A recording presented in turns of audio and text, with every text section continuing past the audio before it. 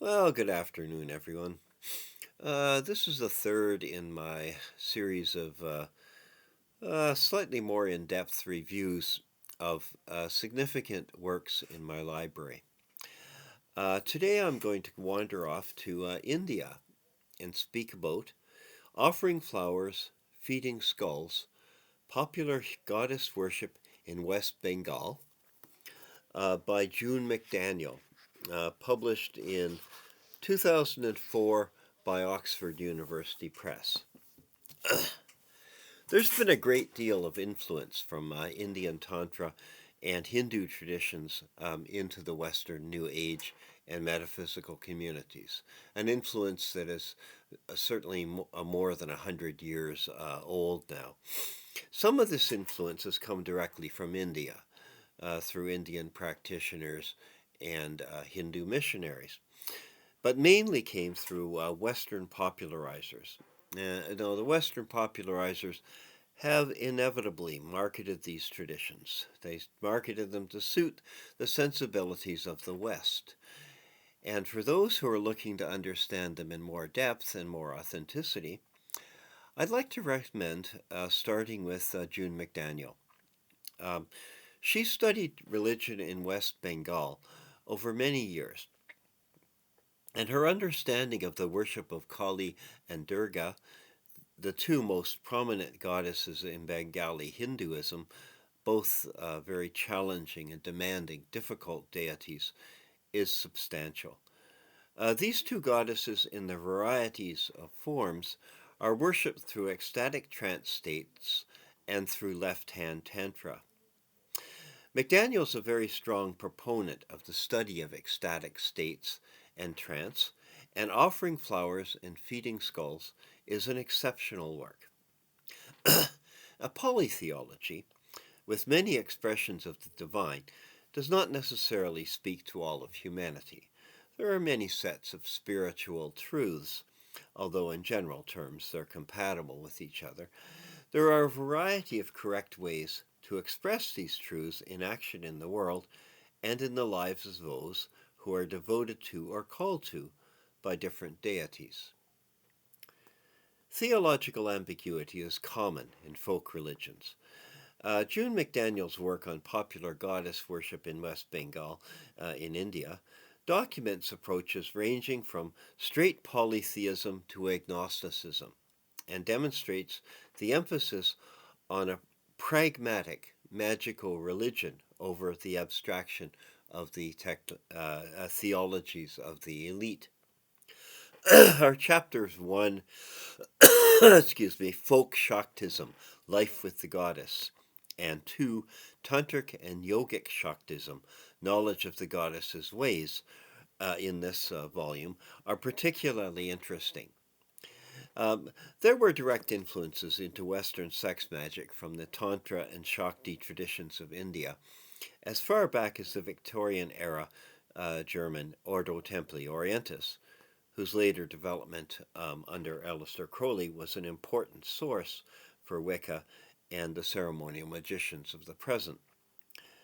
This influence continues through the popular New Age Tantra schools, which include the sex but leave out the subversive features of the mystical paths, including women mystics, antinomian magical techniques like blood work, the consumption of drugs and alcohol, uh, painful ordeals, and other less immediately palatable to the West techniques for achieving enlightenment.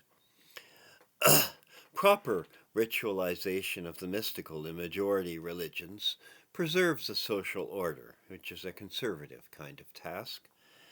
And by embedding mystical insights through ritualization, ritual becomes a system of meaning rather than a set of techniques for consciousness alteration. Um,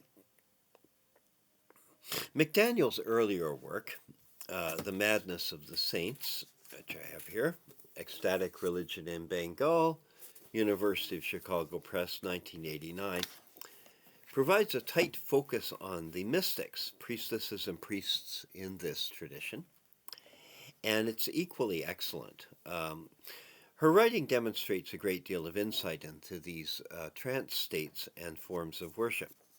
She also addresses the distorted versions of Kali and Tantra, which have come to dominate the New Age fringes here in the West, contrasting the understanding that those who have known these goddesses for thousands of years have with the shallow and consumerist understanding here.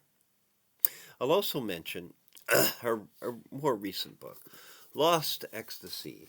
It's Decline and Transformation in Religion, which from Palgrave Macmillan in 2018. It's basically a polemic against the distorted misunderstanding of ecstatic states and the ways that academic study of religion shies away from dealing seriously with these states. I mean, really, speaking as though the people of the world weren't going out there, tripping balls and talking directly with the gods for thousands of years, as if it was all about the scriptures, meditating in quiet, cloistered surroundings, being polite. Give me a break, right? Lost Ecstasy is a great book, but it is expensive, and I wouldn't recommend it to anyone to read who's not passionately interested in ecstatic states. So June McDaniel's writing will give you an entree into, at least from the point of view of a sympathetic outsider, into the forms of Tantra and Kali and Durga worship in Bengal. Uh, it's yeah, she's very definitely more than a beginning. If all you know of Kali is uh, the sanitized and polite versions that are sold in the New Age shops, I think you may find it to be a little bit of a shock. I personally found it quite bracing to read her accounts, particularly I would say her accounts in the Madness of the Saints, in the ways that the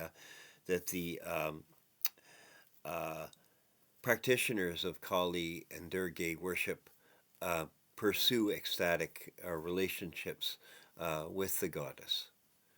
So that's it for this one. Take care, guys.